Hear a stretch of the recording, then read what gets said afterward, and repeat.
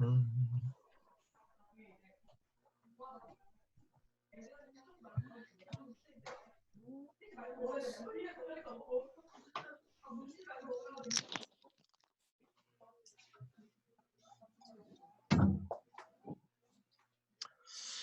아마 다들 갑자기 연락을 받으셔가지고 다시 비대면 수업한다고 밥 먹어.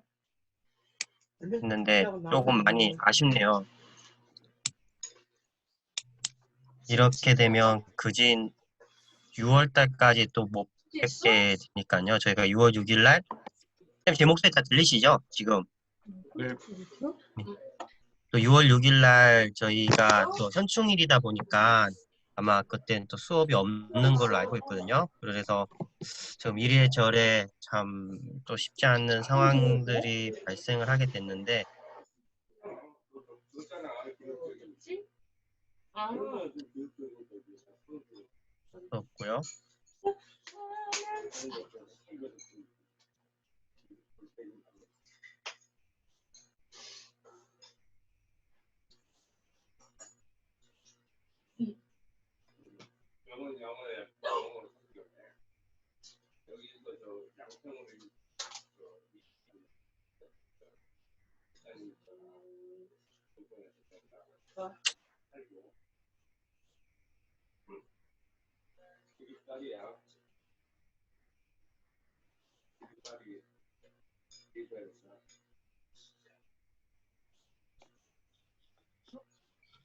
네, 아직 또 선생님들이 오시는 게 조금 시간 걸리니까 우리 조금 더 오시면 시작할게요.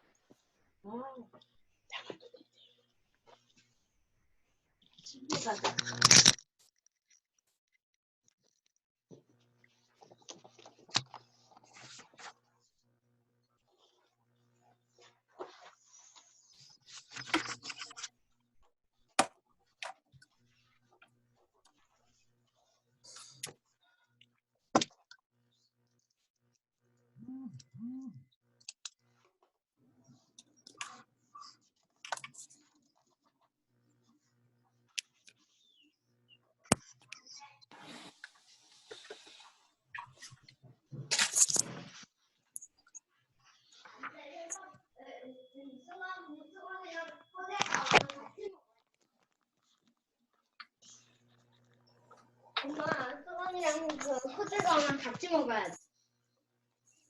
안녕하세요. 안녕하세요. 네. 15명.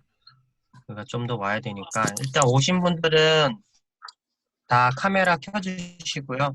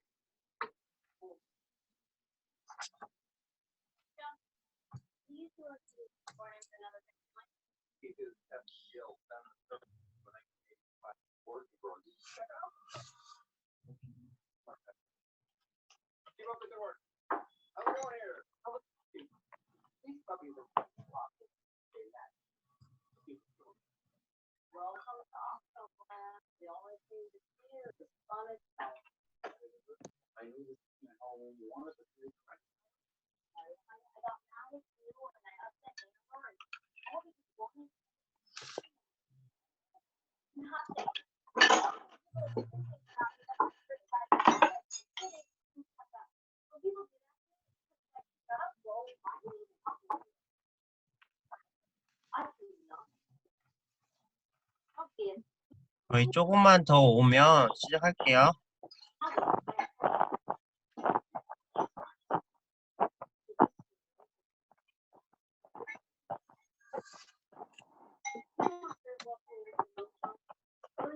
뒷다가 되네.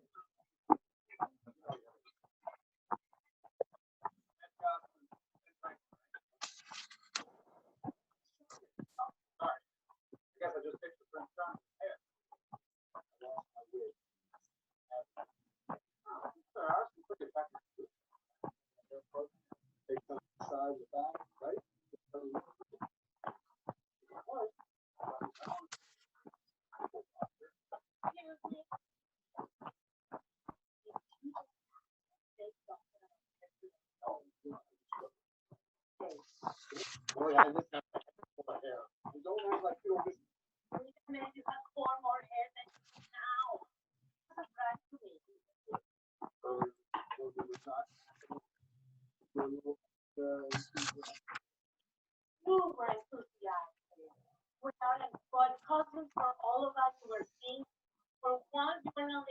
don't want to do this. I just want to sit at home and solve it.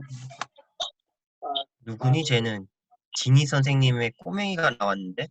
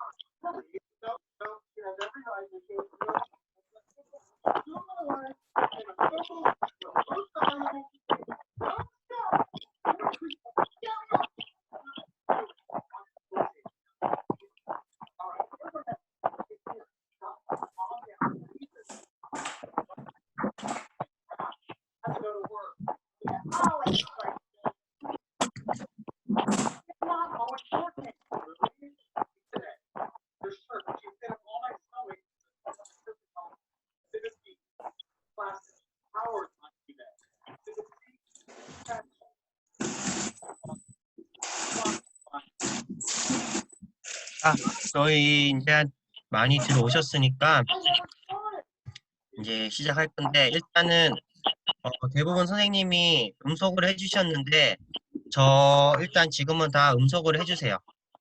그래서 저기 수업 중에는 저희 딴 소리가 좀 안 들어갈 수 있도록 해주시고,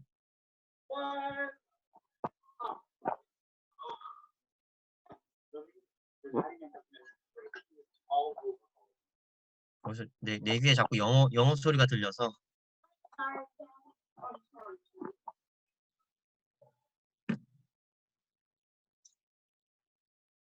여러분, 이제 그 목요일 날 학교 측으로부터 갑작스럽게 저녁에 이제 연락을 받았어요. 그래서 아마 선생님들한테 모두 다 연락이 돼서 지금 이렇게밖에 될 수 없는 상황이 된 건데, 이태원 그 확진자 때문에, 클럽 확진자 때문에 좀 젊은 층이 좀 많은가 봐요. 그래서 몇몇 학교들의 학생들도 좀 포함이 되고 하다 보니 저희가 시작한 지 얼마 되지 않아서 다시 또 이렇게 상황이 됐는데 정말로 너무 아쉽고요. 이러다가 진짜 지난번 주에 만났던 게 처음이자 마지막이 될까 봐. 이게 제일 무섭네요, 오히려. 그래가지고 좀 진짜 너무 아쉽더라고요. 그래서 지난주에 마스크 쓰고 해서 얼굴을 다 이렇게 인사도 제대로 못하고 또 좀 얘기 시간을 좀 가진 분도 있고 못 가진 분도 있는데 차츰차츰 좀 그걸 좀 늘려가려고 했는데 그러지 못해서 이게 아쉽고요. 일단은 3주 동안 이번 주 포함해서 3주면 5월 31일까지일 거예요. 아마 5월 30일인가? 31일까지 저희가 또 온라인으로 하게 되고 5월 30일까지 그리고 6월 6일은 현충일이니까 빨간 날이니까 원래 수업이었고요.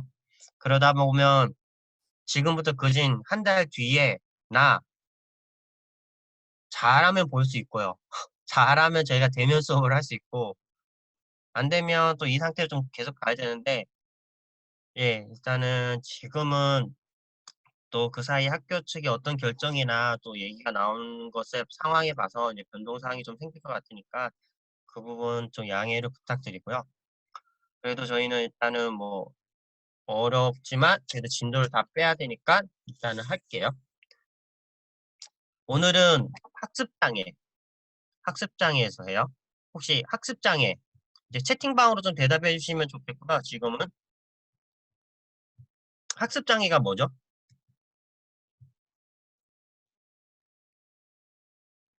학습장애란?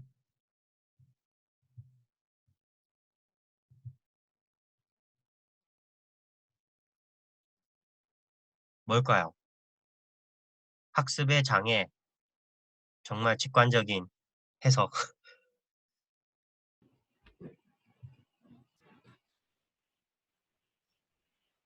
저 미 선생님, 혹시 학습 장애 지금 네, 그쵸.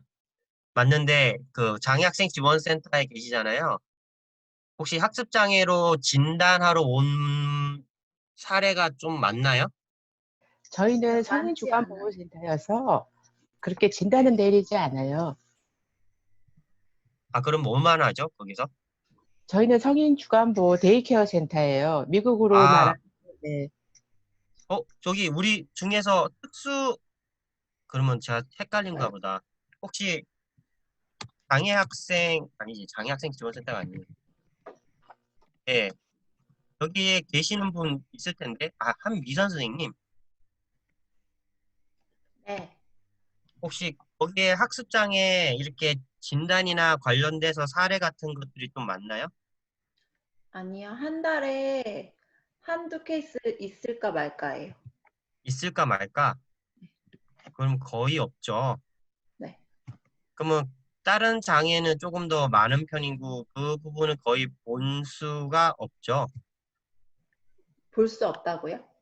그러니까 이제 이제 학습 장애로 이제 의뢰가 들어오는 경우, 아, 네네네.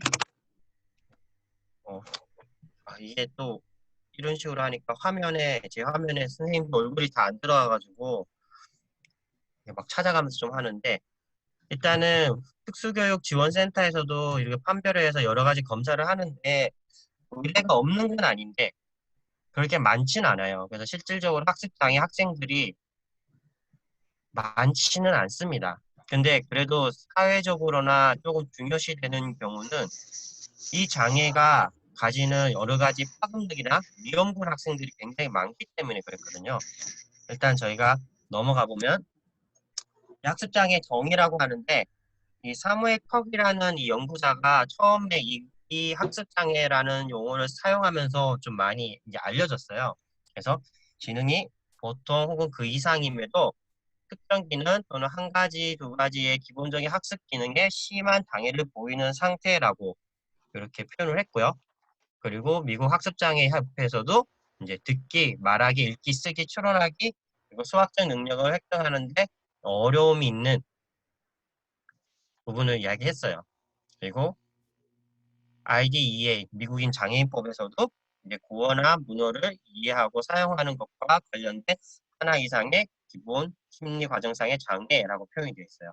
혹시 옛날에 우리나라 특수교육법이랑 장애인 복지법이랑 요 비교를 했을 때 제가 유독 없는 장애가 하나 있다 그랬죠. 예, 그게 학습장애인데 왜 학습장애가 없냐 하면 이 학습장애는 단순하게 학습상의 문제인 거지 살아가는 데나 어떤 일에 대해서나 기능적으로는 문제가 거의 없다는 게 많거든요. 그러니까 공부를 함에 있어서 읽기가 어렵다 또는 뭐 수학적인 문제가 되지 않는다. 어떤 언어를 이해하고 표현하는 데 있어 쓰기나 이런 말하기가 안 된다. 이런 부분들이 문제가 있는데 그렇다고 지능 검사를 해보면 문제는 없어요. 우리 지적장애 지능 검사하면 몇 점 이하가 지적장애라고 보통 얘기하죠?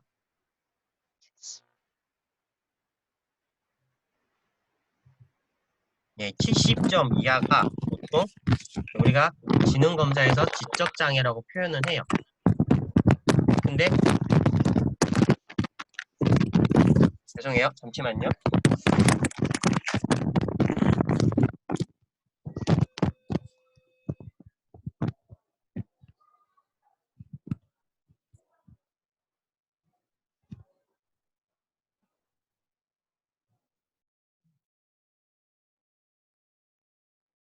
선생님 죄송해요. 지금 제가 집인데 어 지금 신용카드가 나왔다고 대발급이 됐다고 지금 가가지고 너무 죄송해요. 저 되게 당황스럽네요. 집에 있으니까 저 지금 혼자 있어가지고 이런 변수가 있는데 저희 잠시만요.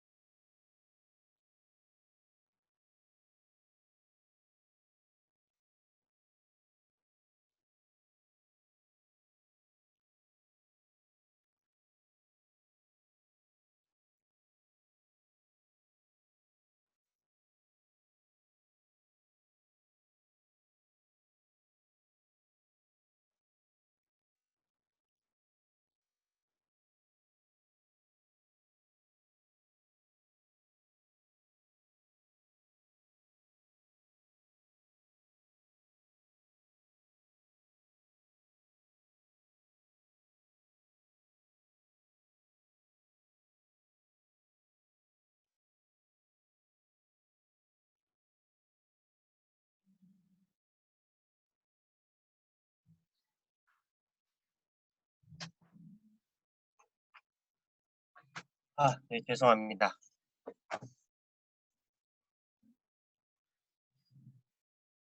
그 신용카드 이거 전달해 주신 분이 저 어르신 노인분이시네요. 아마 노인 택배 이런 거 이용하시는 것 같은데.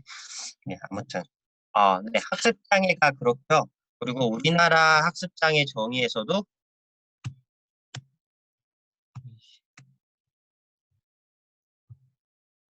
네, 개인 내적 요인이나 인의 듣기, 말하기, 주의 집중, 지각, 기억, 문제 해결 등의 학습 기능이나 읽기, 쓰기, 수학 등 학업 성취 영역에서 현저하게 어려움을 가지는 상태라고 얘기합니다. 그래서 이거 관련된 검사들은 굉장히 좀 많아요. 근데 검사가 좀 많이 이루어지는 것 중 하나는 이거에 대해서 정의가 정확하게 좀 이루어지지도 않고 아직까지도 좀 논란이 되고 있는 부분들이 꽤 있습니다. 그러면 학습 장애라는 말이 있고요. 학습 부진이란 말이 있어요. 학습 부진은 많이 들어보셨을 거예요. 우리가 저도 생각해보면 과거에 공부를 못한다는 이유로 이렇게 좀 이제 선생님한테 좀 혼난 부분도 좀 있고, 뭐 아마 40대 이상이신 분들은 아마 결혼 경험이 좀 많으셨을 거예요. 성적을 내놓고 왜 뭐 성적이 좀 떨어졌다, 점수가 낮다. 그러면 뭐 담임 선생님이나 또는 뭐 중고등학교 때 학과 중에서 뭐 그랬죠. 뭐 엎드려 해가지고 막 때리고 왜 이렇게 성적이 안 올랐어? 너 왜 뭐 몇 등 했어? 이러면서 생각해 보면 누군가는 1등을 하고 누군가는 꼴찌를 할 건데 이거에 대해서 뭐 그때는 아무 생각이 없었지만 개중에 보면 정말로 공부를 못하는 친구들이나 아동들이 있었어요. 근데 이게 단순히 공부를 못하는 건지 아니면 진짜로 공부를 하는 데는 그 학습적인 기능에서 문제가 있는 건지 그때는 선생님들도 모르고 뭐 학생 본인도 몰랐던 경우가 굉장히 많죠. 지금은 학습 부진이라는 얘기를 굉장히 많이 쓰고 일반 학급에서도 많이 그 부분에 대해서 강조를 하고 좀 지원을 많이 하려고 해요. 그래서 학습 부진을 또 다른 말로 표현할 때는 학습장애 위험군이라는 말을 좀 써요. 이 학습 부진이 계속 이루어지다 보면 학습장애로 이어질 수 있다라고 표현을 좀 하는데 다 그런 건 아니지만 이 친구들이 또 사회적으로 다른 문제가 또 일어날 수 있는 부분도 있거든요. 우리 보면 우리 쉽게 생각해서 공부를 못하면 어떤 외적인 현상이나 학교에서 어떤 일을 좀 겪을 수 있을까요? 우리가 생각할 때 과거의 경험이라든가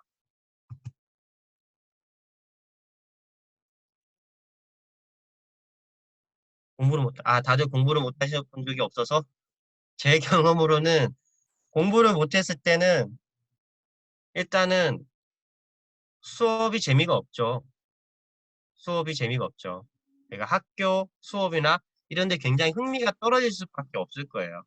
그러면 거기에 따라서 수업의 내용이나 이런 부분들이 저한테 그렇게 들어오지도 않았던 것 같아요. 제 기억으로는. 제가 원래 대구에서 살았는데 대구의 중학교에 있다가 서울의 중학교로 이제 3학년 때 전학을 왔었어요. 그래서 대구에서는 그렇게 뭐 그냥 곧잘 중간보다는 조금 더 잘하는 수준으로 이렇게 했었는데 서울에 중학교로 오니까 이건 창피한 얘기지만 50여 명 중에서 제가 한 40몇 등을 했었어요. 그래서 너무 충격이었어요, 그때. 뭐야, 서울 애들이 이렇게 공부를 잘하는 건가? 아니면 대구 애들이 내가 다니는 학교 그렇게 하는 건가 했더니 물론 나중에는 알았는데 그게 이제 반포중학교가 좀 학구열이 높은 동네에 위치하다 보니 거기서 이제 공부 잘하는 친구들이 좀 많기는 했더라고요. 그래서 그때 조금 충격도 좀 받았고 담임 선생님으로부터도 좀 이런저런 얘기도 들으면서 왜 이렇게 공부를 못했지? 공부가 좀 흥미도 떨어지고 학교도 좀 가기 싫어지고 이런 부분이 좀 생기더라고요. 근데 이렇게 계속 지속적으로 하면 분명히 학업의 부분에서도 다른 친구들과 격차가 생기는 부분이 있을 수밖에 없죠. 왜냐하면 학습 동기라는 부분이 굉장히 낮아지니까. 그럼 다시 돌아와서 학습장애, 학습부진이라고 했을 때 가장 큰 차이는 일단 학습장애는 분명히 어느 기능적으로 장애를 보이는 거예요. 근데 그게 학습의 어느 특정 부분에 돼 있는 거고, 학습 부진 아이들은 이게 기능적인 보다는 환경적인 거나 아니면 심리 상태에서 공부를 그냥 하기 싫은 친구들인 거예요. 분명히 학습 장애가 시험을 봤을 때 나오는 결과랑 학습 부진 학생이 시험을 봤을 때 나오는 결과가 예를 들어서 뭐 100점 만점에 30점이다 라고 했는데, 학습 장애 애들은 진짜 열심히 풀었는데 30점 맞은 거고, 학습 부진 친구들은 그냥 안 풀어 뭐 대충 찍고 했는데 30점 나온 거예요. 그러면 그 30점이 나왔던 그 점수가 같다고 우리가 해석할 수 있을까요? 아, 네, 지혜 선생님 되게 많이 움직이시는데 화면에서 좀 어지럽네. 내가. 화면에서 사라지셔야겠다는데, 화면에서. 그 30점이라는 점수가 같은 점수일까요? 결과론적으로는 같지만 한쪽은 분명히 노력했음에도 불구하고 안 나오는 점수인 거고, 다른 한쪽은 그냥 찍은 거죠. 찍은 것을 했다는 거는 뭐 노력도 안 하고 그냥 뭐 저도 뭐 여러 번 경험 있었지만 그냥 뭐 수능 볼 때 이 많은 거를 어떻게 하면 제일 빨리 나갈 수 있을까 해서 뭐 일렬로 쭉 찍기도 하고, 이러다 선생님한테 걸리면 혼나니까 뭐 지그재그로 찍히겠지만 의지가 없는 거죠. 이런 거에 분명한 차이가 있어요. 하지만 그런 학습 부진 아이들은 동기가 부여되거나 어떤 환경적인 부분에서의 문제점이 해결된다면 당연히 상승을 하고 성적 면에서 올라갈 수 있는 부분들이 충분히 있는 거죠.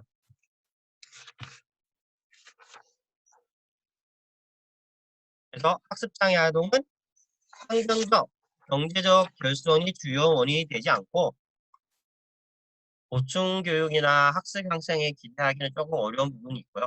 그래서 뭐 개별화 교육 프로그램, IP를 통해서 뭐 특수 교육이 제공돼야지 어느 정도 향상을 보일 수 있는 부분이 있습니다. 그리고 학습 부진 아동은 학생들은 학교 생활 부적응 또는 뭐 교사와의 갈등, 그리고 가정 환경, 건강상의 문제 등 어떤 심리적인 부분이나 이제 외적인 부분에서의 환경적인 요인으로 해가지고 이제 어느 정도 영향을 많이 받고요. 이제 이 친구들은 조금 그런 해결이 되거나 또는 보충 수업을 제공하면 향상되는 부분이 있는 거죠. 표 하나가 조금 이제 쉽게 조금 얘기를 하면, 우리 이제 지적장애, 학습장애, 학습부진, 지적장애 친구들은 처음부터 지능이라는 부분이 굉장히 낮죠. 그러다 보니 나머지 부분에서도 다 낮은 수준에서 이렇게 나타나고, 뭐 교육도 특수교육적 접근이 필요한 부분이고, 그 영향도 인생 전반에 걸쳐서 나타나는 거고요. 학습장애 친구들은 지능은 검사를 하면 분명히 점수는 잘 나와요. 70 이상 나오고 더 잘 나온 아이들은 100도 넘는 친구들도 있고요. 그런데 학습의 부분에서는 어느 특정 분야에서 부진이 나타나요. 근데 대부분은 특정 분야라고 하지만 읽기 장애가 있으면 읽는 것에 대해 때문에 어려움이기 때문에 다른 교과목에서도 성적은 낮게 나오는 것은 거의 대부분이고요. 그리고 그 분야, 우리가 특정 분야를 제외하고는 개인적인 것에서는 뭐 문제가 없고, 교육은 이제 특수교육을 접근하는 방법을 이제 얘기를 합니다. 뭐 예우에서도 이제 특정 분야는 이제 인생 전반에 있어서 계속 나타나는 거고요. 학습 부진 친구들은 이제 학습장애 친구들과 다른 거는 전반적 부진이 좀 생겨요. 물론 이 개중에 특정 영역에서만 훨씬 더 월등하게 잘하는 친구들이 간혹 있죠. 뭐 음악에서나 뭐 음악만 좋아라고 한다든가, 아니면 뭐 수학에서 뭐 어떤 뭐 숫자에 대한 걸 굉장히 잘해서 어떤 언어에서만 이렇게 또 잘하는 친구도 있게 하지만, 그래도 동기적으로 학습 동기가 굉장히 낮고 공부를 안 한다고 뭐 이렇게 좀 뭐 사춘기적에 많이 나오는 그런 친구들을 하면 이제 전반적인 부진이 나타나고 개인적인 능력은 있는 편이에요.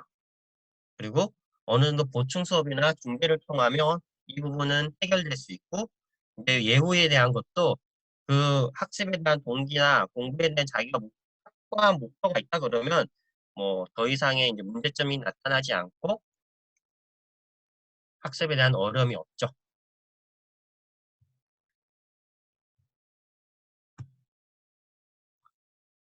그러면 학습장애 진단 어떻게 할까?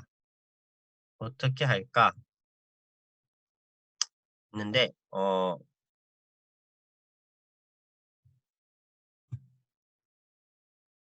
여기 세 가지가 일단은 있는데 이제 지능도구 검사는 일단 기본적으로는 해요.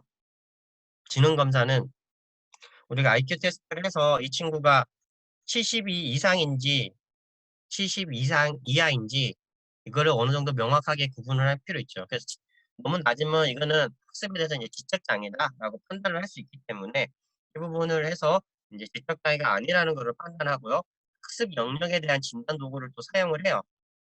그래서 많이 사용하는 것 중 하나가 기초 학습 기능 검사라고 해서 있고요. 그리고 KISE는 이제 정부에서 만든 우리 특수교육원에서 만든 이제 학력 검사가 있고 학습 준비도 검사가 있습니다. 여기서 제가 하나를 제했는데 지각 운동 능력 측정이라고 해서 이 부분이 조금 약간 논란이 되는 부분이기는 해요.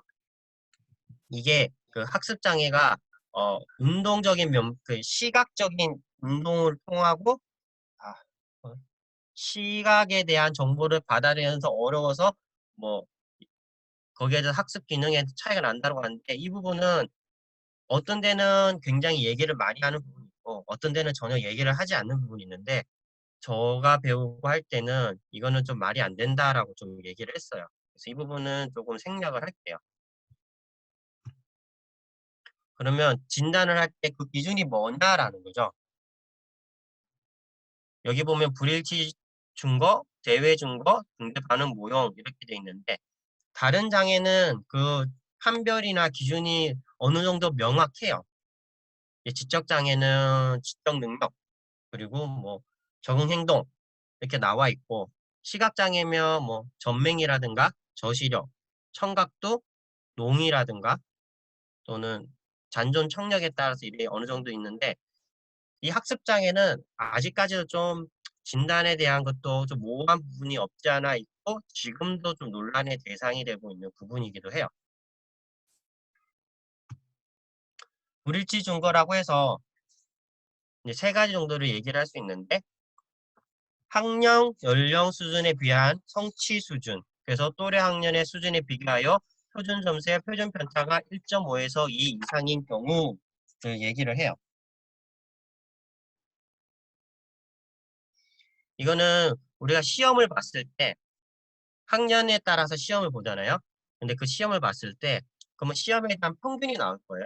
그러면 그 또래 학년에 대한 평균이 있는데 그거에 따라 그 학년 수준보다 1.5에서 2 표준 편차 정도 차이가 날 때 얘기를 합니다. 그러면 그 학년 수준이라고 하면 예를 들면 4학년 시험에서 이 친구의 수준이 한 2학년 정도가 된다. 그러면 학습장애라고 진단을 해요. 그리고 검사관 표준 점수 불일치 이것도 비슷한데 지능검사에서 측정되는 그 능력치와 이제 학업 성취도 검사에서의 그거의 차이를 봐서 여기도 이제 1에서 2 표준 편차인데 거의 한 20 표준 편차 정도 차이가 나면 이 또한 학습장애라고 얘기를 해요. 그리고 회계에 근거한 불일치는 요거는 지능 점수를 이제 회계 방정식 통계적인 방법을 이용을 해가지고 계산을 해서 하는 방법이에요. 이건 약간 복잡한 회계 이제 방정식 통계적 공식을 통해서 하는 건데 근데 이 불일치적 이렇게 세 개가 이렇게 나와 있다는 것 자체가 이미 명확한 것이 아니라 아직까지도 오차가 있고 좀 발견하기도 어려운 부분이 있어요. 그럼 문제는 이거 한계가 뭐냐는 거죠. 가장 큰 한계는 뭐 기능검사 뭐 자체적 문제도 있다고 하지만 두 번째 있는 성취 수준을 측정하기 위해서 2에서 3학년이 될 때까지 기다려야 한다는 부분이 있어요. 아까 학년 간에 그랬죠. 학년 또래 간에 이 차이를 본다고 했는데 한 2년 정도 차이가 나야 학습장애라고 얘기를 할 수 있는데 그러면 초등학교 1학년, 2학년 때는 알 수가 없다는 거죠. 적어도 3학년 정도가 돼야지 이 친구들을 봤을 때, 아, 이 친구가 1학년 수준이다. 그러면 이때 학습장애라고 얘기할 수 있기 때문에 거기서 좀 문제가 생겨요. 그러면 여기서 3학년 정도 될 때까지 기다려야 되면 가장 중요할 수 있는 중재를 조기 중재하기가 어려워지죠. 오히려 1학년, 2학년 때 알 수 있다면 조기 중재를 통해서 그 3학년 때부터 격차를 벌어지는 것을 최소화할 수 있게 줄일 수 있는데 이미 3학년 정도의 수준이 돼버리면 읽기라든가 특히 읽기죠. 읽기라는 것에서는 굉장히 차이가 많이 나요.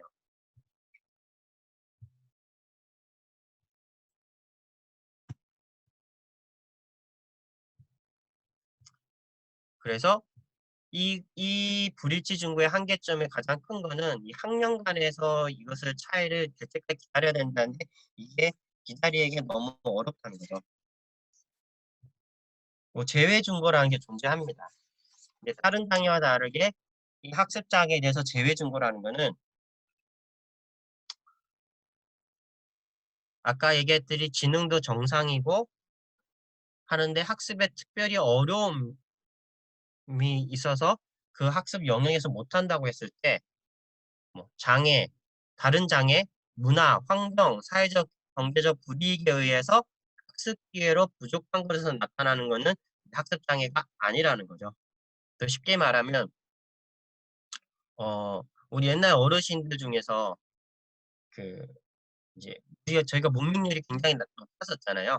글자는 못 읽지만 말은 할 수 있는데 그럼 만약에 그분들이 글을 써보세요라고 했을 때 말은 다 하지만 자기 이름 석자도 못 쓰는 분들을 보고 저희가 이분은 쓰기 학습장애다라고 얘기할 수 있을까요? 그분들은 그 사이에 환경에서 배울 수 있는 글자를 배울 수 있는 기회를 놓쳤고 문화적으로 그때 혜택을 못 받았기 때문에 그렇기 때문에 그분들은 학습장애라고 얘기를 할 수 없죠. 또 반대로 해외에 나가면 우리는 뭐 영어를 잘하시는 분들은 그렇겠지만 만약에 어느 뭐 중국어라고 하면 중국에 갔을 때 중국어 문자를 보고 우리가 이해를 하면 좋겠지만 이해를 못한다고 하면 저희가 뭐 학습 장애인가요?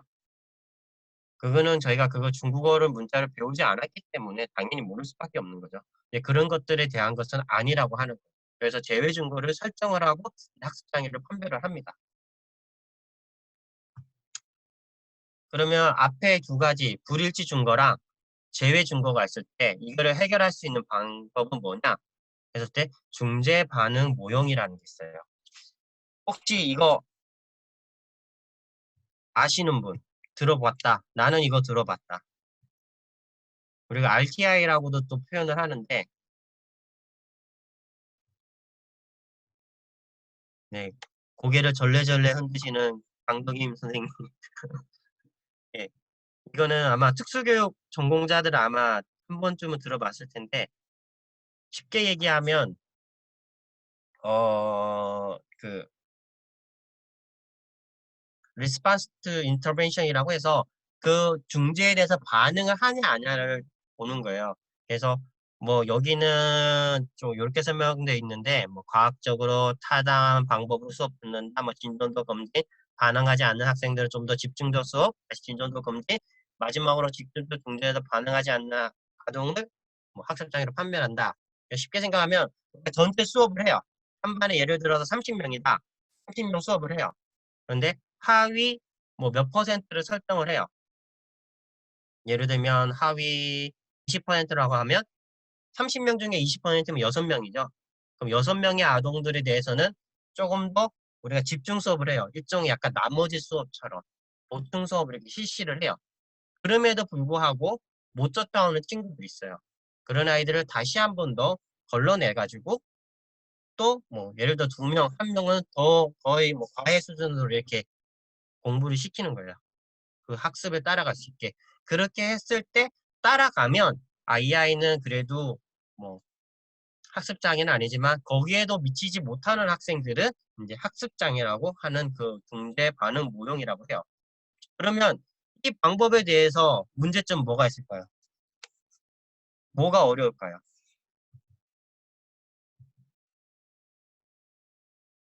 선생님한테 혼나요? 이거 언제 쓴 거지? 네. 시간도 많이 걸리고 비용도 많이 들어가요. 장점은 아까 얘기했던 학년 또는 뭐 성취에 대해서 3학년부터 어느 정도 보인다고 했잖아요. 1학년부터 할 수는 있지만 시간이 생각보다 많이 들어가고 일단 비용도 굉장히 많이 들어가죠. 이게 선생님 한 분이 할 수 있는 게 아니라 보조교사 또 다른 교사가 집중적으로 투입이 돼야지 이거를 할 수 있는 어느 정도 모형이 되는 부분이에요. 그러다 보니 굉장히 이론적으로는 굉장히 좋은데 아쉽게도 이거를 실현하고 하기에는 좀 많이 어려움이 있는 부분이 있어요. 하지만 뭐 이거를 안 할 수는 없고 이걸 통해서 하죠. 그리고 요거는 꼭 학습장에만 그렇게 뭐 이제 선별하고 뭐 진단하는 것뿐만 아니라 우리가 이제 일반 학생들 중에서 이제 학습 부진 학생 이거를 티어 1, 티어 2, 티어 3라고 하는데 티어 1이면 이제 전체 수업, 티어 2는 소집단, 티어 3는 이제 뭐 개인으로 했을 때 학습 부진 학생도 거를 수 있다는 선별을 할 수 있다는 장점은 있어요. 그래서 이거를 좀 많이 활용을 하면 일반 학급에서 어느 정도 활용을 하면 이 친구들을 선별을 하고 또 조기 중재를 할 수 있는 이런 좋은 방법이지만 아까 봤듯이 이제 시간과 돈에 대한 비용이 좀 많이 들어갑니다. 뭐 이거는 DSM-5인데 이제 매년이 아니죠. 매번 여기에 나오는 근거를 기반으로 해가지고 여러분은 다 아실 거예요. 그래서 이제 장애에 대해서 어느 정도 구분하는데 여기는 좀 의학 진단 쪽이라서 저희가 약간은 좀 다를 수 있어요. 그래서 DSM-4랑 5가 있는데 요 차이는 과거에는 몇 년 전만 해도 우리가 이제 학습장애라고 했을 때 학습장애는 세 가지가 있어요. 읽기장애, 쓰기장애, 수학장애 이렇게 되어 있는데 이거를 일일이 다 나눴었어요. 그래서 읽기 학습장애, 수학 학습장애, 쓰기 학습장애 이렇게 다 구분을 했었어요. 근데 여러분 딱 봤을 때 어느 장애가 제일 많을 것 같아요? 느낌상?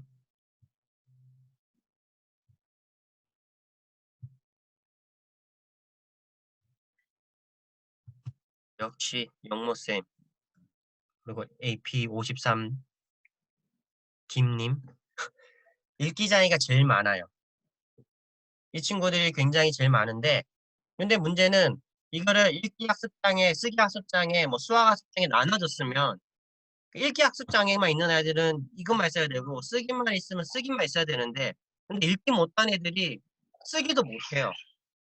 쓰기 학습장애까지 나타나고 우리가 수학에서 읽기가 필요할까요? 필요 없을까요? 그러면 읽기 장애가 있는 아이들이 수학은 그래도 필요하죠. 물론 수식으로만 나와 있으면 5 더하기 3은 8이다 이렇게 할 수 있겠지만 우리가 시험 문제가 다 그렇게 나오나요? 어떤 식으로 수학 시험 문제가 나오죠? 여러분들의 기억을 꺼내서 영모쌤 특수교육학과 출신 응? 아 이게 뭐 문장제 문제 예, 문장제 문제라고 해가지고 이게 뭐냐면 예를 들면 뭐 미영이가 사과 5개를 가지고 있습니다. 철수는 사과 4개를 갖고 있습니다. 수미는 사과 6개를 갖고 있습니다. 이들 세 친구가 가지고 있는 사과는 총 몇 개일까요? 라는 이런 식인 게 문장제예요. 근데 실질적으로 시험은 이런 식으로 나오죠. 그러다 보니 아동은 수학적인 능력은 괜찮아. 하지만 이 문제를 보는 순간 이거는 수학적인 문제가 읽기적인 문제로 이제 나타나는 거예요. 저도 이거는 경험해 봤거든요. 저 미국에 있을 때 우리나라 사람은 정말 수학을 잘해요. 걔네들 계산기 두드릴 때 우리는 암산으로 따다닥 할 수 있는데 저의 문제점은 수학 문제를 준 그 영어를 해석함에 있어서 어려움이 있어서 이거를 잘못 해석하니까 구호를 잘못 쓰거나 이런 경우가 생기더라고요. 뭐 비교를 하자면 어떻게 보면 그거 저도 읽기에 대한 어려움이 있으니까 문제를 못 푼 거지 그 수학적인 공식이나 그거에 대해서 이해가 없는 건 아니었거든요. 이 친구들도 읽기 장애인 친구들이 수학에서까지 이렇게 어려움이 나타나는 거예요. 그래서 DSM-5에서는 이 뭐 각각의 장애가 별개로 돼 있던 것이 그냥 통합으로 됐어요. 그래서 특정 학습 장애라고 이렇게 붙여졌어요. 그러니까 특정 학습 장애라고 되어 있고 그게 하위 영역으로 읽기 장애, 쓰기 장애, 수학 장애라고 이제 나타나요. 그래서 요거는 그래서 이제 다들 공동 나타날 수 있고 뭐 읽기 쓰기를 같이 나타나거나 뭐 수학 쓰기를 뭐 수학 읽기를 같이 나타나거나 이렇게 셋 다 가질 수 있거나 해서 이렇게 표현을 이제 바꿨어요. 근데 뭐 그게 그거지라고 생각하지만 차이가 있었던 게 기존에는 각각의 정확하게 분류가 이렇게 딱딱 되어 있어서 선이 그어졌다면 이제는 포괄적으로 안에 이제 읽기, 쓰기, 수학이라고 이렇게 개념이 바뀐 거예요.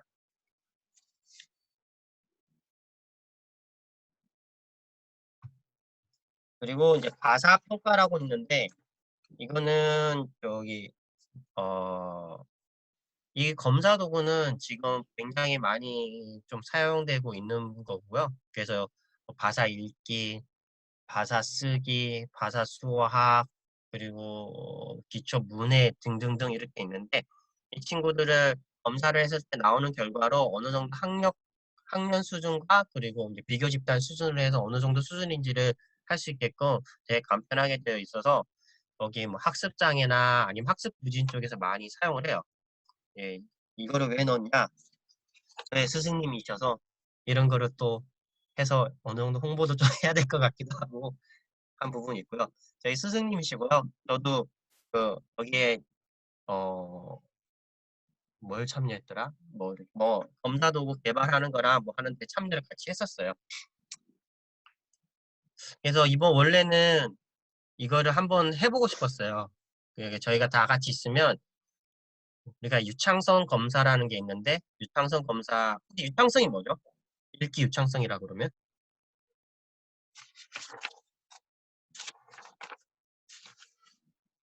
유창성이 뭘까요?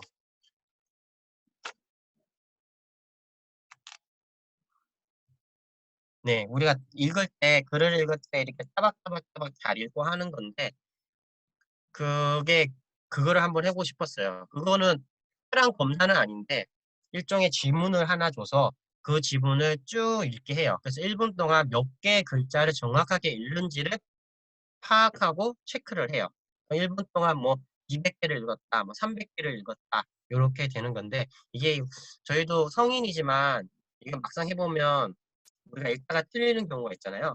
근데 여기 이제 학습 장애나 아니면 학습 고진 친구들은 그 틀리는 패턴이 조금 나오기는 해요.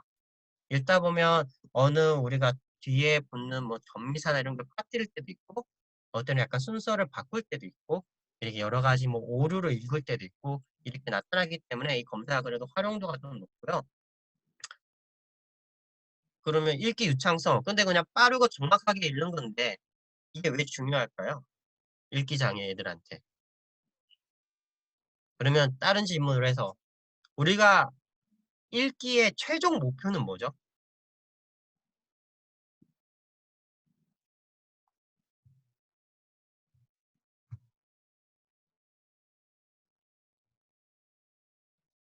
읽기에 대해서 가장 목표로 하는 거.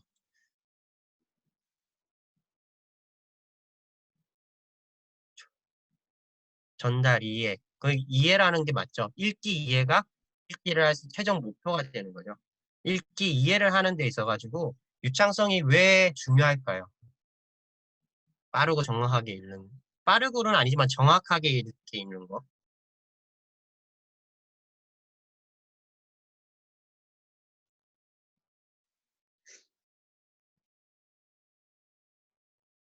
보면 우리가 이제 한국 사람이니까 한국말을 하고 한국말을 읽고 할 때 여러분들 저 문장을 읽고 할 때 문법 생각하나요? 말할 때 문법 생각하나요? 문법 생각을 안 하죠. 대부분은. 저희는 그게 너무 익숙해져 있기 때문에.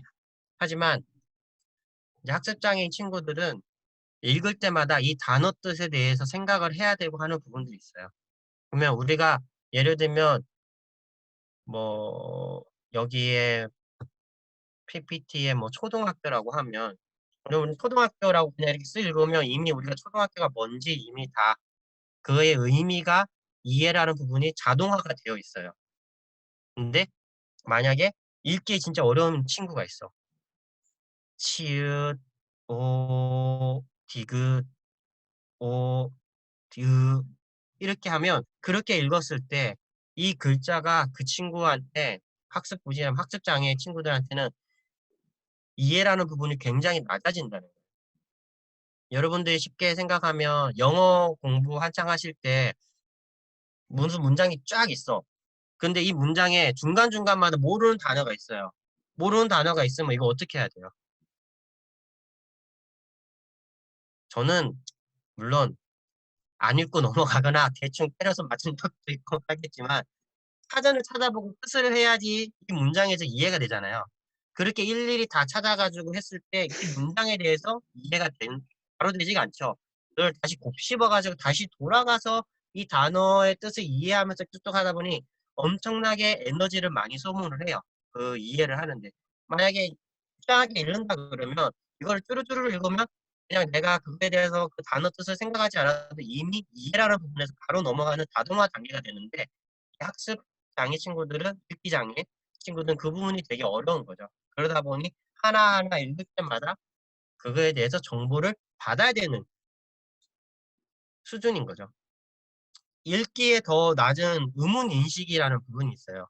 의문 인식은 기억에 대해서 뭐 니은 이런 디귿을 리을 이렇게 할 때 요즘에는 아마 그 유치원에서 가르칠 때도 요즘에 발음을 가르치잖아요. 발음. 기억의 발음은 그, 르, 르, 드 이런 식으로 이제 발음을 가르치죠.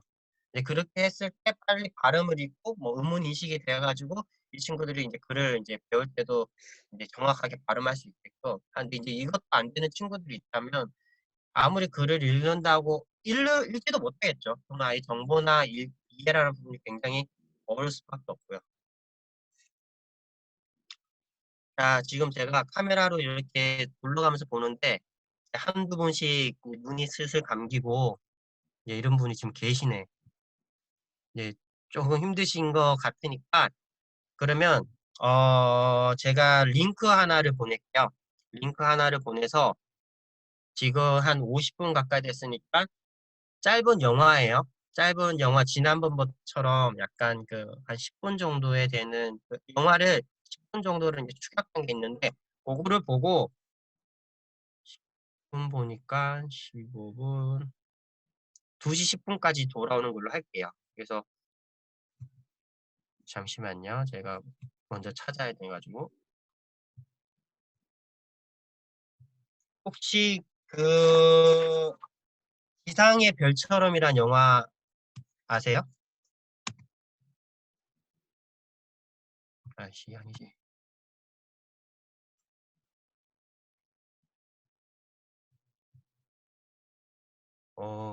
아시는 분 있구만.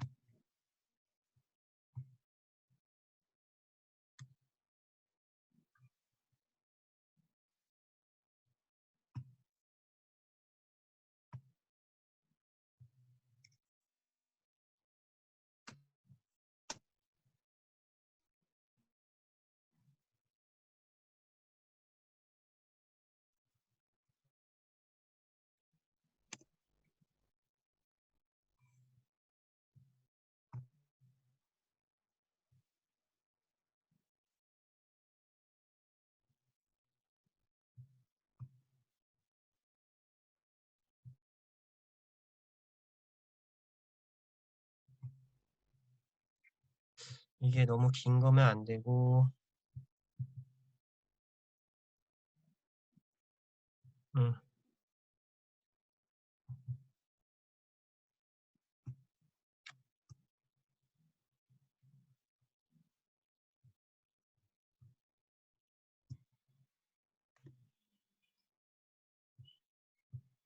그러면 요거까지 보시고, 저희는 2시 10분에 다시 만날게요. 그리고 좀 쉬시고 해주세요.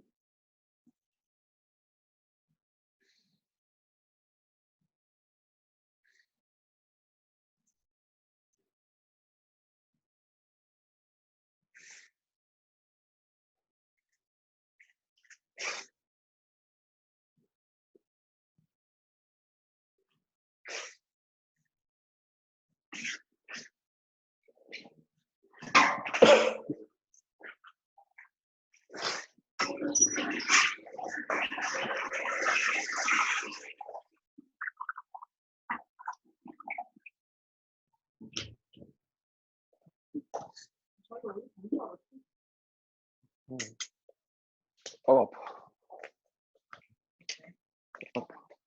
아파.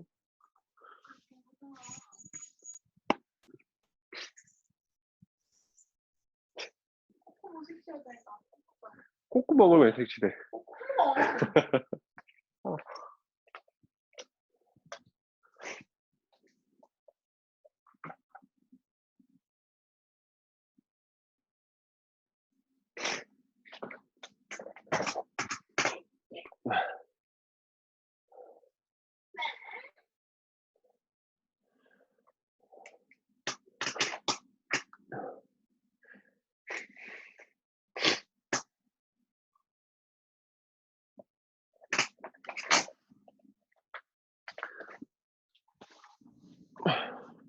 아파. 안 끝났어. Letters are dancing이래. 응? Letters are dancing이래. 난독증. 글자들이 춤을 춘대. The letter is dancing.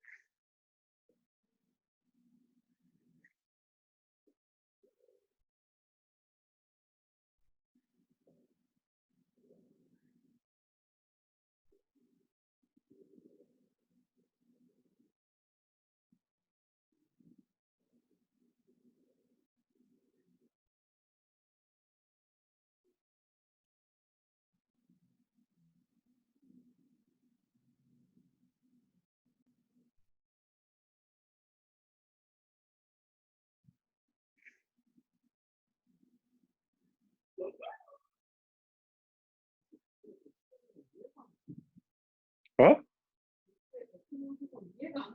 어.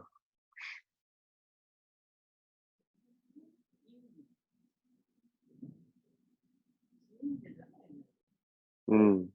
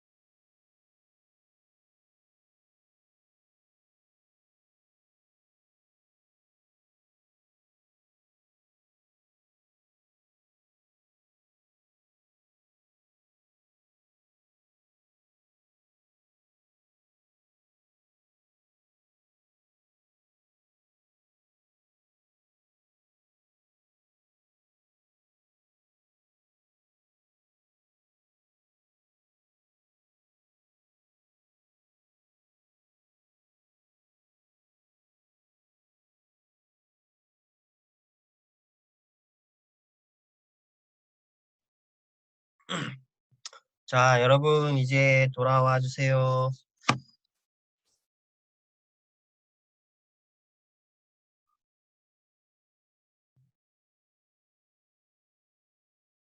자, 비디오 다 켜주시고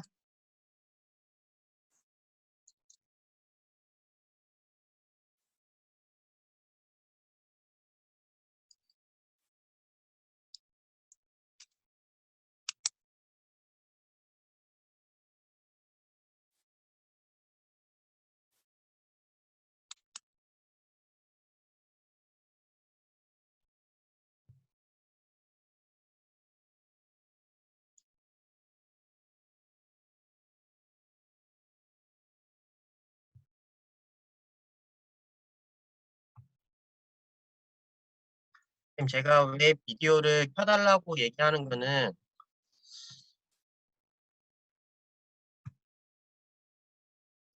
거의 뭐 또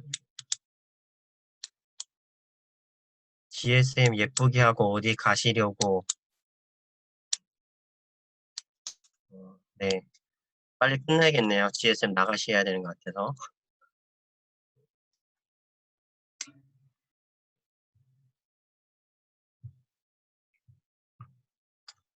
비디오 캠 다 켜주시고 어떻게 다 영상 보셨죠? 뭐 봤을 거라고 생각하고요. 어떠세요? 거기 주인공인 아동의 이름 뭐죠?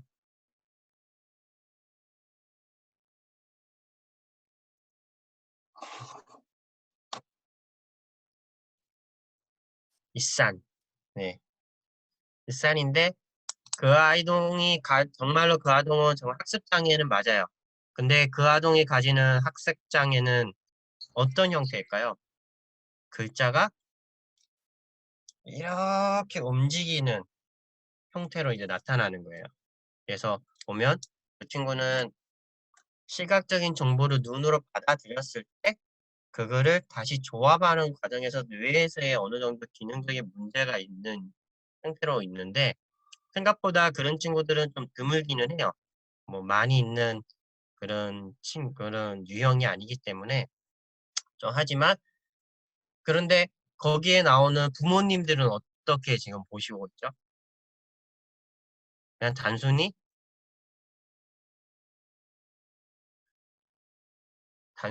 공부를 안 한다든가 뭐 열심히 안 한다든가 네가 노력이 부족한다든가 이런 표현들을 좀 하고 있죠. 어떻게 보면 이런 친구들이 드러나는 게 그렇게 막 다른 장애처럼 뭐 외적인 게 그렇게 드러나지 않기 때문에 잘 모르고 넘어갈 수도 있어요. 특히 이제 학습 부진 친구들 경우는 정말 더 모르고 넘어가는 거죠. 그래서 이런 친구들은 빨리 발견이 돼서 선별이 돼가지고 빠른 중재가 필요한데 그러지 못하는 부분들이 좀 있어서 하지만 저 영화는 어느 정도 뭐 이제 감동도 있고 이렇게 내용이 좀 되어 있기 때문에 그렇게 좀 이해를 하시면 되고요. 그래도 아마 학습 장애를 좀 이해하는데 좀 도움이 될 거라고 해서 이 영화가 되게 유명하고 하거든요. 거기 나오는 선생님으로 나오는 그 남자 배우가 저 이름을 모르는데 아마 또 유명한 그 인도 영화 있잖아요. 새 얼간인가? 거기서도 나오는 분이거든요. 그래서 되게 유명하더라고요. 아무튼 그렇고요. 아마 그래서 좀 쉬울 거예요. 실질적으로 학습장애는 또 우리 그 특수교육 쪽에서는 만들어진 장애라고 해요. 굳이 이거를 학습이라는 것에서 꺼내와가지고 만들어졌다고는 해요. 왜냐하면 타 장애는 정말 기능적인 것에서 뭐 시각이나 청각이나 지체는 딱 보이잖아요. 지적 장애도 이제 뇌에서 기능적인 것을 손상해서 확실하게 보이는데 학습장애는 또 그렇지 않고 단순히 학습하는 데만 어려움을 가지니까 일상생활하는 데는 솔직히 문제는 없거든요. 하지만 그 학습에 대한 것에서 공부를 못하거나 하다 보니 이제 사회적인 것, 정서적인 것을 영향을 받아서 그게 좀 지속적으로 다른 걸로 파생되는 부분이 있긴 하지만 그래도 뭐 없는 장애는 아니지만 또 반대로 말하면 또 정의에 따라서 만들어진 장애이기도 해요. GSN이 뭐가 이렇게 신나지? 어? 그럴까요? 원인에 대한 거는 다른 장애 영역과 비슷하게 뭐 의학적인 요인, 유전적 요인, 환경적 요인 이렇게 있는데 이거는 뭐 저희가 다른 장애랑 거의 유사하게 나타나고요. 이제 환경적 요인에서는 옛날에는 좀 배제됐던 부분이 이게 조금 많이 영향을 미친다. 이렇게 조금 어느 정도 이렇게 좀 약간 변화된 부분도 좀 있고요. 특성은 뭐 인지적 특성, 뭐 학업적 특성, 사회 정서 특성, 뭐 주의 집중 이런 특성들이 있습니다. 그래서 보면 뭐 인지적 특성에서는 뭐 인지 처리 과정, 기억력 수행의 결함으로 해서 단어를 암기할 때 좀 어려움을 가지고 이런 부분이 있어요. 그래서 인지적인 거나 이런 거는 어떻게 보면 약간 지적 장애랑 좀 비슷한 부분들이 없지 않아 조금은 있어요. 그리고 이제 제일 많이 이제 볼 수 있는 학업적 특성에서는 이제 읽기. 아까 얘기했지만 읽기 장애라는 것들이 가장 많은 비율이 있고요. 학습 장애 중에서 거의 80% 이상이 읽기 장애가 되어 있고요. 근데 이걸로 인해서 뭐 쓰기 그리고 뭐 셈 다른 영역까지도 뭐 다 좀 영향을 많이 받고 특히 이제 읽기는 뭐 단어 제인에 대한 오류, 기억 그리고 유창성, 그리고 낮은 독해력 그래서 모든 전반에 갖춰서 영향을 받습니다. 그러니까 읽기가 제대로 안 된다 하면 아까 뭐 나온 얘기처럼 정보에 대한 습득에 대한 것도 굉장히 낮아지는 거고요. 그리고 정보 습득뿐만 아니라 정보에 대해서 습득을 하고 이해하는 부분에도 굉장히 낮아지기 때문에 읽기가 가장 중요한 부분이기도 하고 이 장애에 걸리는 학생들도 굉장히 많고요. 이산의 경우도 이제 어떻게 보면 읽기 장애인 거죠. 보면 이제 개인의 연령, 측정된 지능, 뭐 교육 정도에 비해 읽기 능력이 현저하게 떨어지는 경우를 얘기해요. 그래서 읽기 속도, 정확도, 이해하는 정도 이런 부분들이 다 이제 나타나는 거죠. 그래서 정상으로는 뭐 단어를 빼고 읽거나 더듬거리거나 이제 철자의 순서를 바꿔 보이거나 이제 철자 오류, 이제 듣기 능력에 비해 읽기 능력이 이제 지나치게 낮거나 그리고 일상적인 글자 구분을 못하는 정도 그런 것들이 있어요. 그래서 저도 그 이제 박사과정 하면서 그 학습장애 관련된 저희가 프로젝트를 해서 그 친구들 많이 만나본다고 했는데 다 학습장애는 아니고 이제 학습장애 위험군 아까 말했던 부진 학생들이 더 학습장애로 진행이 안 되게 중재하는 이런 프로그램이었어요. 그래서 할 때 제가 경험했던 아동은 그 두 명 정도가 좀 많이 기억에 남는데 한 친구는 이중 모음을 정확하게 발음을 못 하더라고요. 읽을 때도 그렇고 그 뭐라 그러죠? 말할 때도 그러다 보니 우리가 보면 이중 모음 중에 모양은 다르지만 발음이 비슷한 게 있죠. 뭐가 있죠? 이중 모음 뭐였지? 예, 이런 게 있잖아요. 근데 이 친구들은 발음이 똑같은데 이거를 구분을 못 하더라고요. 여기서는 왜 왜를 쓰고 여기서는 왜 저 왜를 써요? 라고 할 때 이거에 대해서 어떻게 설명하죠, 여러분? 그 단어를 저희는 알고 외우고 하다 보니 그게 있지만 이 친구들에 대해서는 이게 헷갈리기 시작하고 와, 워, 그리고 뭐 위 이런 부분에서도 모음이 두 개가 결합해서 발음 나는 것조차도 굉장히 어려워하는 것들이 좀 많았거든요.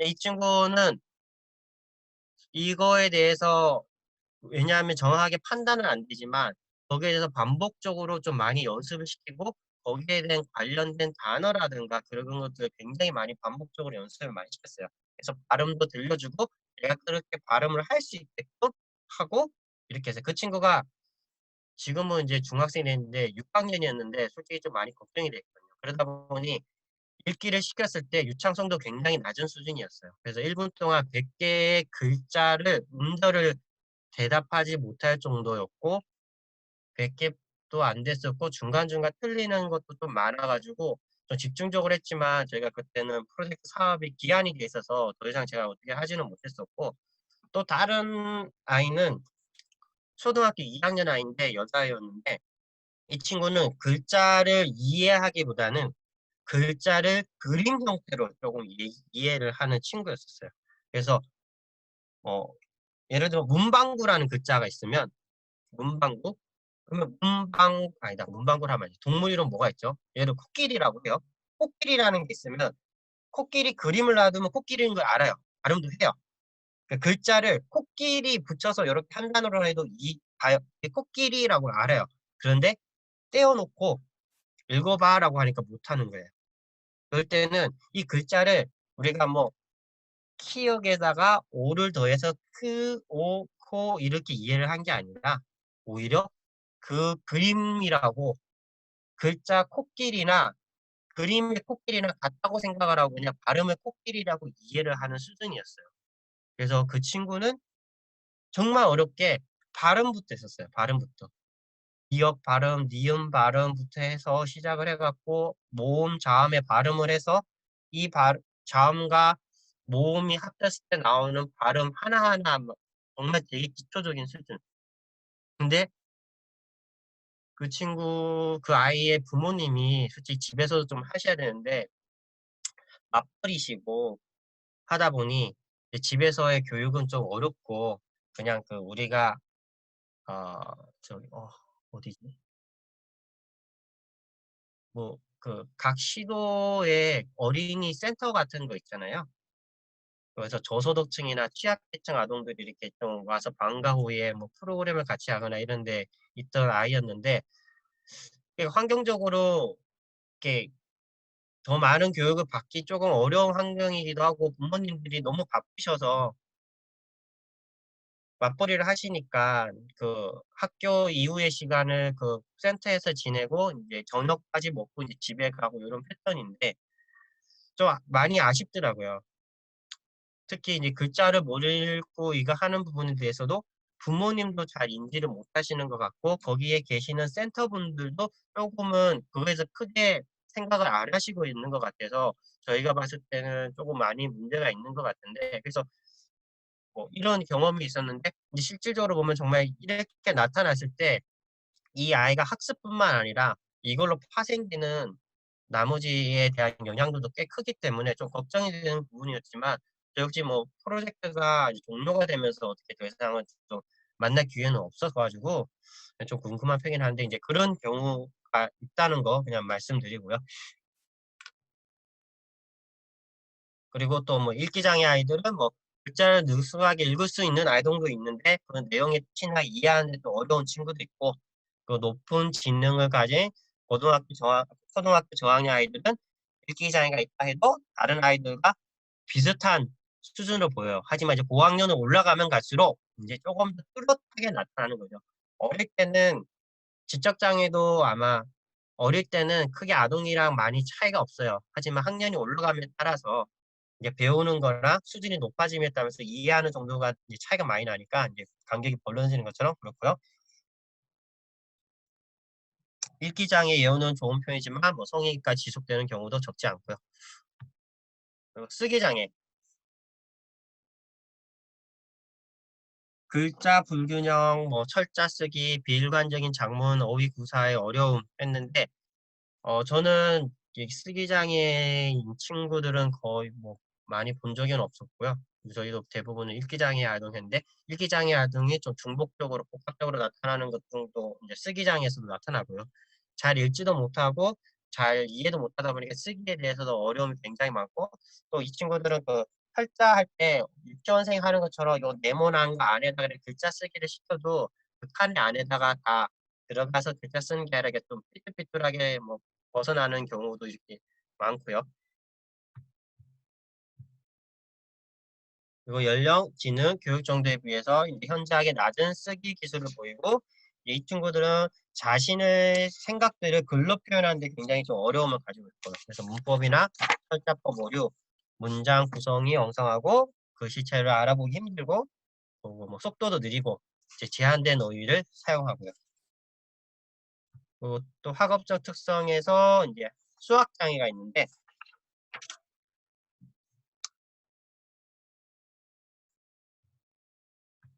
이거는 뭐 기본 계산이나 이제 산수 문제 해결에서 능력에서 좀 어려움을 보이는 애도 있고요. 문장제 같은 경우는 이제 읽기 장애를 포함해서도 있게 되지만 이 수학 장애 아이들은 그 저희가 이제 더하기나 빼기를 할 때 우리가 세로로 계산하는 방법 있잖아요. 그러다 보면 뭐 10의 자리, 1의 자리, 뭐 100의 자리 했을 때 우리가 뭐 10 이상 되면 이렇게 올리고 또는 뭐 내려서 하는 것들이 있는데 이런 거를 이해를 잘 못해요. 그래서 이 친구들한테는 검사를 실시를 할 때 단순히 답이 틀렸다, 맞았다도 중요하지만 그 과정에 대해서 분석이 더 많이 들어가거든요. 단순히 아는데 1의 자리에서 계산한 것처럼 했지만 이게 자릿수에 대해서 이해가 떨어지는 건지 아니면 정말 전체에 대한 글자를 그 숫자에 대해서 이제 좀 개념이 없는 건지 이런 것들은 검사를 할 때 그 과정을 다 쓰라고 얘기를 해요. 그래서 보통 세로식으로 할 때는 그 과정을 다 쓰라 그러고 수학 문장제도 가급적이면 답을 쓰는 게 아니라 공식이나 이런 부분에서 과정을 쓰라고 해서 이제 그거를 분석을 해가지고 이 아동이 뭐 수학 장애다 뭐 이렇게 판단할 수 있는 기준이 되고요.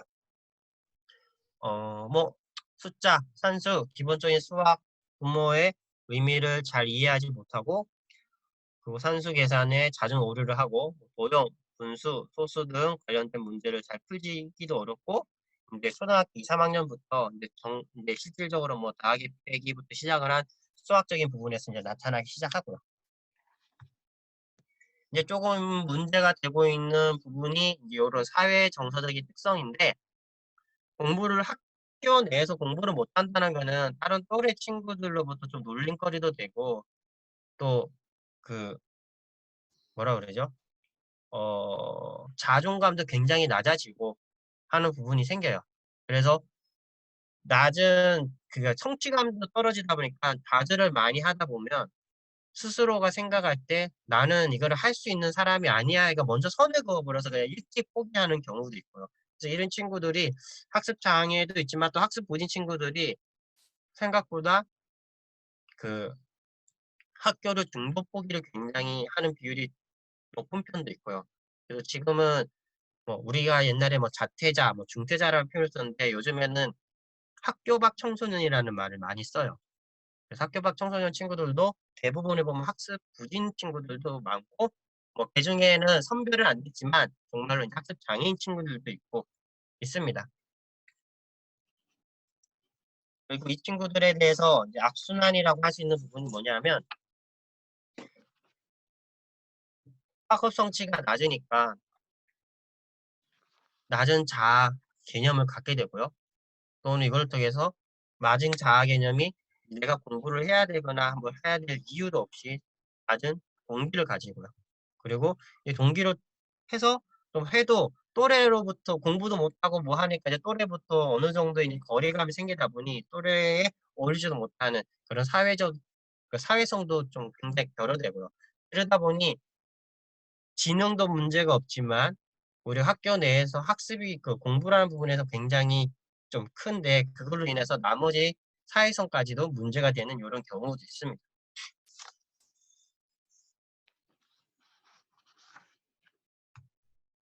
그리고 다른 패턴으로는 뭐 부적절한 귀인 그리고 자기 충족적인 예언을 해가지고 노력하지 않는 무기력 이제 이 무기력이라는 부분도 요즘 많이 강조가 돼요. 이제 이것도 싫고 저것도 싫고 나는 해도 안 되니까 그냥 안 할래. 이 안 한다고 하는 거는 결과론적으로는 우리가 뭐 아까 얘기했듯이 열심히 했음에도 불구하고 30점 맞은 친구랑 하기 싫어가지고 그냥 뭐 땡땡땡땡땡 뭐 이렇게 뭐죠? 그냥 찍어서 30점 맞는 친구랑 이렇게 했을 때 그 차이가 결과는 같지만 분명히 차이가 있을 거예요. 분석함에 있어가지고 그런 것들은 이거를 확인을 해가지고 이 무기력하는 그 원인이 뭔지 어떤 거 이제 변화를 시켜야 되는 거죠.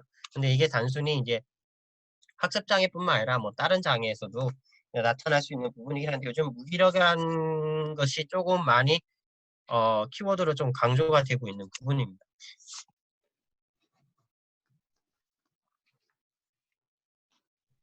사회적 상황의 부적절한 이해, 이제 사회적 판단에 대한 것도 이제 특성으로 나타나고요. 그래서 남들에 대한 뭐 이런 감정, 이런 능력들에 대해서 이해도 좀 부족하고, 이제 감정과 반응 변화에 심한 경우는 이제 타인과의 관계도 어렵고, 이제 사회적으로 거부될 가능성도 높고요.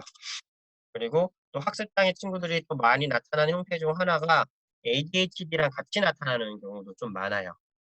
우리 여기 뭐 아마 클리닉에 계시거나 하면 요즘에 이 친구들도 좀 많이 볼 건데 주의력 결핍 및 과잉 행동 장애인데 요거랑 이제 학습 장애인 친구들이 결합을 해서 이제 공존 장애라고 좀 표현을 하기도 해요. 그래서 뭐 물론 이제 ADA 친구들이 좀 이제 공부에 대한 것이 많이 좀 낮죠. 성취도도 낮고 의존도도 낮은 편이기 때문에 그 친구들에 대해서 이제 조금 따로 연구가 계속 지속적으로 이루어지고 있고요. 그리고 이제 충동적인 이제 과잉 행동 모습들을 보이고 있습니다.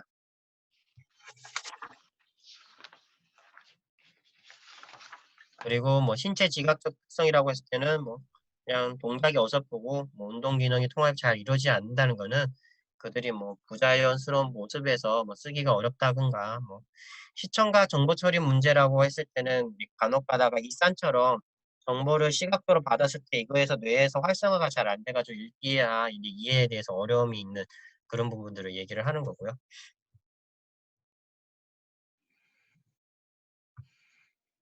그럼 어떻게 지도를 해야 하냐?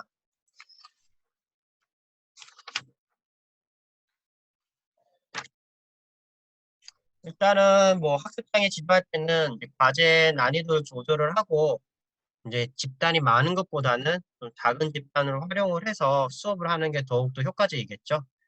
그리고 뭐 기본 기술 보통 이제 읽기를 좀 많이 하는데 거기서부터 단계적으로 이제 조금 더 차원을 높여가지고 해야 되고 뭐 메타인지 전략 활용하는 방법에 뭐 과제 모델링이나 좀 더 명시화를 해가지고 이해를 돕거나 아동에 대해서 이제 그 수업에 대해서 이제 진행하는 게 있고요.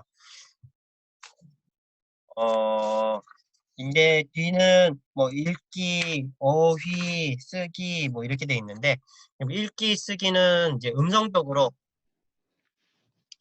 이제 조절 뭐 난독증, 난서증 학생들에 대한 훈련 방법으로 뭐 이 음성적 방법 접근을 하는데 뭐 미음, 무 발음과 부 발음 구분하고 받침소리 구분하고 이제 요거는 이제 의문 인식에서 이렇게 나오는 방법이에요. 그래서 예를 들면 그 의문 인식 검사 도구 중에서 있는 게 나무, 나, 나무의 뒷글자 아닌데 그렇게 하면 아, 나라의 앞글자 느를 그로 바꾸면 무슨 글자가 되죠? 무슨 소리가 나오죠?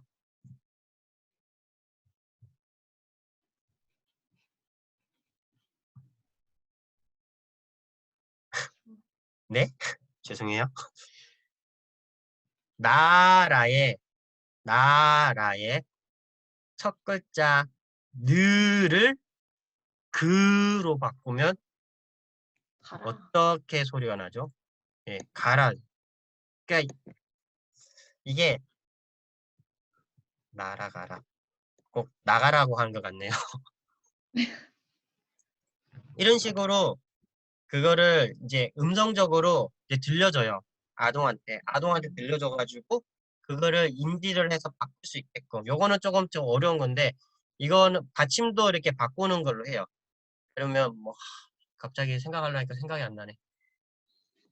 아니면 세 글자의 음절을 들려주고 중간에 글자가 뭐냐라고 이런 식의 한다든가 이렇게 하면서 음성적으로 이렇게 좀 접근을 하는 방법이 있고요.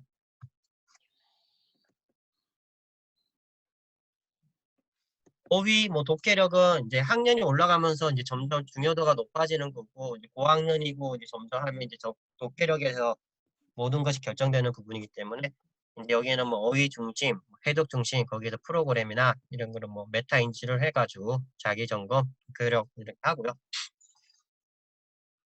쓰기는 이제 기본적인 글자 펜 잡는 거서 그 칸 안에 쓰는 것부터 시작을 해가지고 자기 생각을 표현하는 것부터 하고 이제 더 쉬운 방법으로는 이제 그 남의 글을 좀 따라서 쓰는 것처럼 해서 이렇게 하는 방법도 있고요. 수학은 이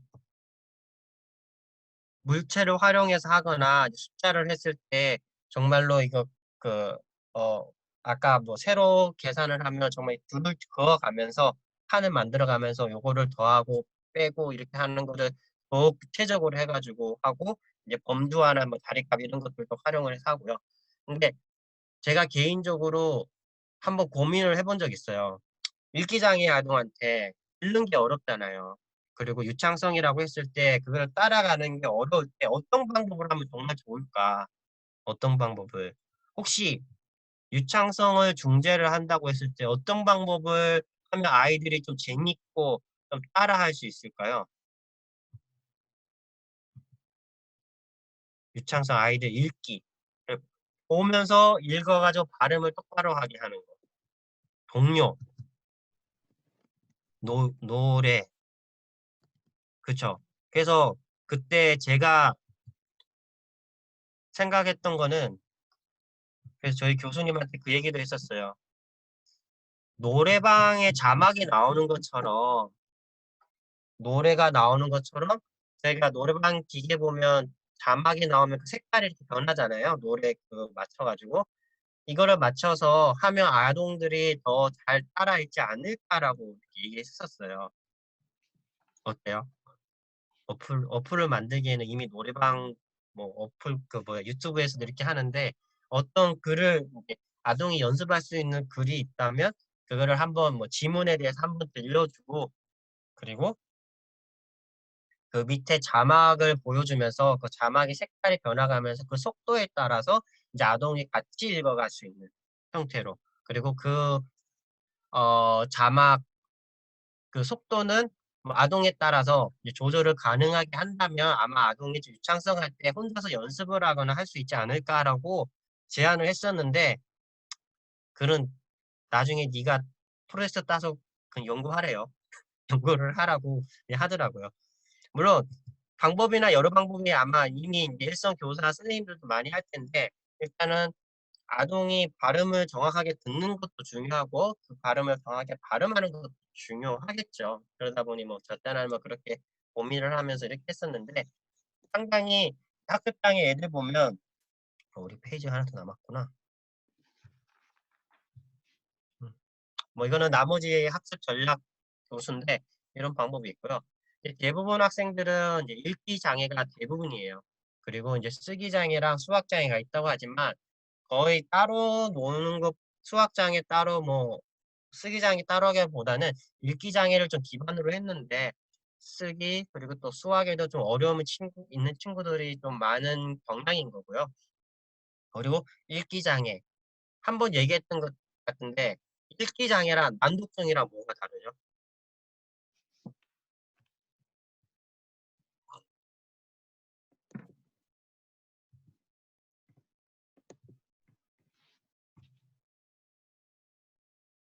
학습 장애의 읽기 장애와 난독증.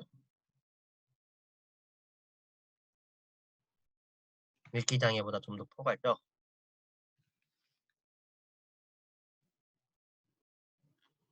자, 한번 살짝 고민 난독증은 잘 읽으면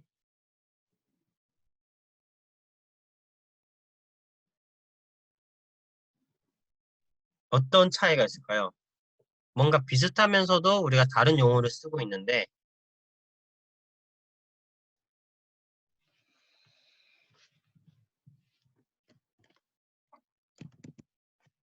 음,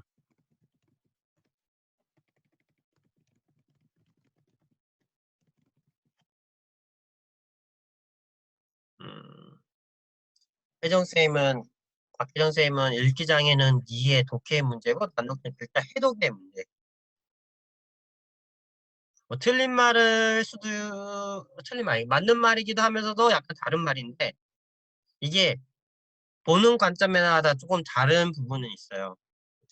아직까지도 이거에 대해서는 좀 이렇다 저렇다라고 딱 말은 못하지만 제가 배웠을 때는 읽기 장애란 난독증은 같다고 얘기를 해요. 같다고 해요. 그러면 왜 한쪽은 장애를 쓰고 하나는 왜 증을 쓰냐라는 문제가 있잖아요.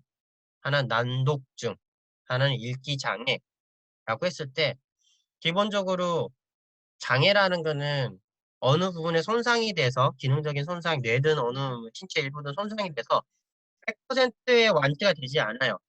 하지만 노력과 교육과 훈련을 통해서 그것을 굉장히 극복을 해가지고 좁힐 수 있, 100%까지 좁혀가는 거지만 완전히 100%라고 얘기를 하진 않아요.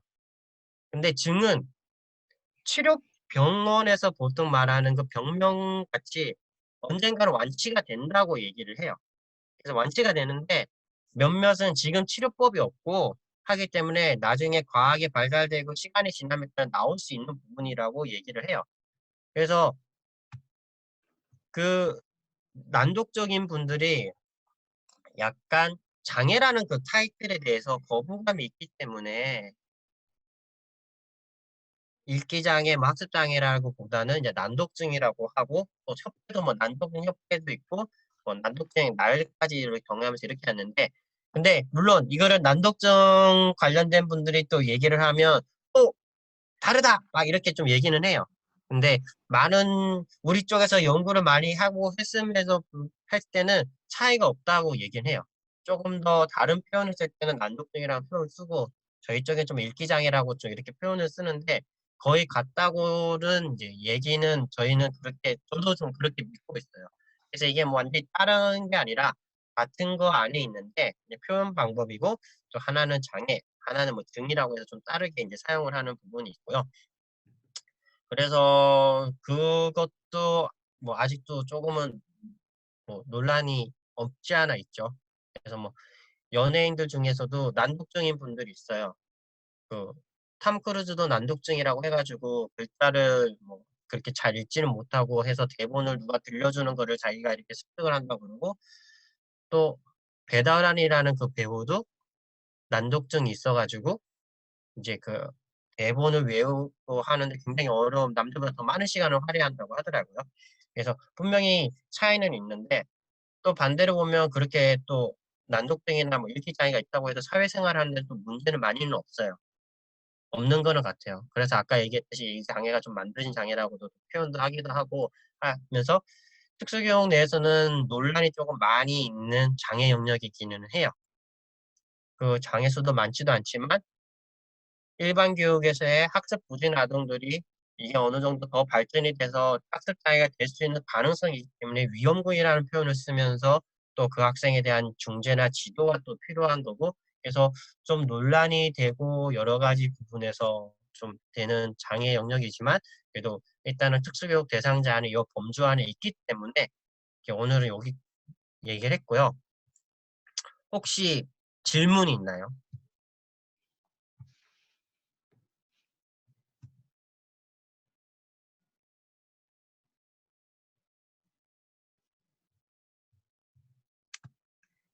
그러면 일단은 제가 화면 공유는 여기까지를 하고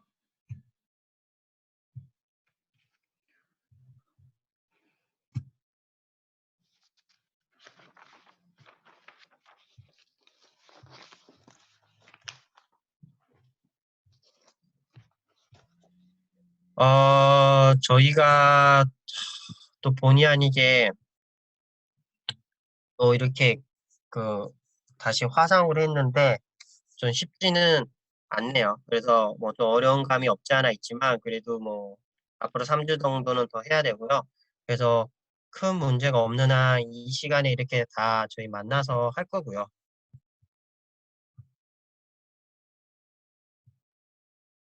그리고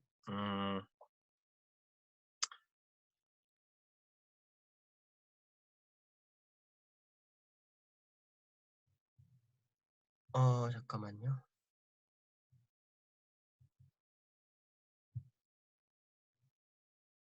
학습장애 불일치 진단 기준 자체가 학자가 일치하는 뜻이 일치하지 않다는 게 이게 그게 아니라 아직까지도 논란의 소지가 많다고 이제 얘기를 드린 거고요.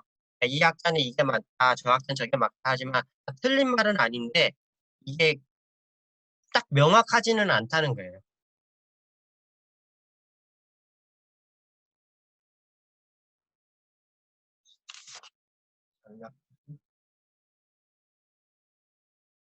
그리고 전략 교수 부분은 여기 좀 너무 간략하게 나와 있어서 제가 조금 더 해서 이거는 조금 더 보충을 하기 위해서 이렇게 다음에 PPT에 좀 넣어서 이렇게 조금 더 제가 좀 찾아보고요. 그래서 메타인지랑 인지 전략 활용이랑 요거를 제가 좀 예시를 좀 찾을게요. 그래서 뭐 저도 이 장애를 배우고 했지만 생각보다 많이 보기는 조금 어려운 친구들인 것도 있고요. 어,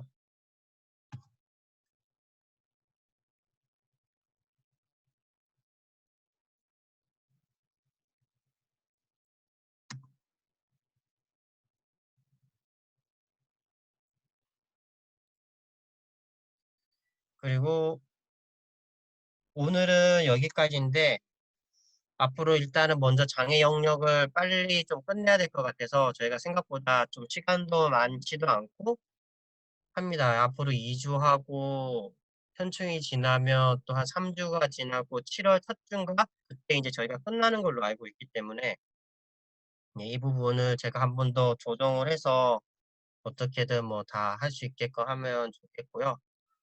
어,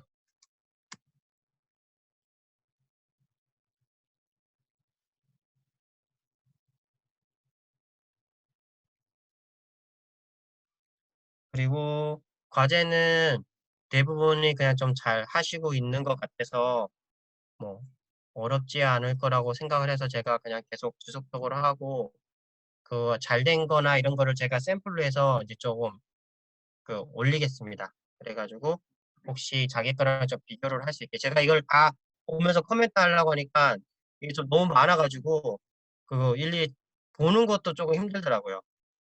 그래서 보는 거는 어떻게든 보고 하겠는데 이걸 또 뭐 이거는 이렇게 해서 저렇게 하기에는 너무 많아가지고 조금 힘들고 해서 일단은 좋은 샘플이나 이런 거를 제가 한 것들이나 이렇게 해서 올릴 테니까 그거랑 좀 비교해서 보시면 될 것 같고 일단 학사 일정이 좀 많이 또 꼬였는데 나중 돼서 기말고사까지 좀 문제가 될 수 있기 때문에 그 부분도 제가 학교에서 연락이 오는 거나 저도 물어봐서 이런 변동사항이나 어떻게 되는 것들을 좀 다 따라갈 수 있도록 할게요. 그래서 오늘은 여기까지 하고요. 네. 오늘은 여기까지 할게요. 그리고 다음 주에도 크게 변동사항 없으면 저희 1시에 이렇게 만나서 하는 걸로 하고요. 그리고 또 영모쌤이 중간중간 도와주셔서 너무 감사드리고 예, 그렇게 하겠습니다. 그러면 수고하셨고요. 그러면 이제 나가셔도 되고 이제 다음 주에 뵐게요. 감사합니다. 네, 수고하셨습니다. 감사합니다. 수고하셨습니다.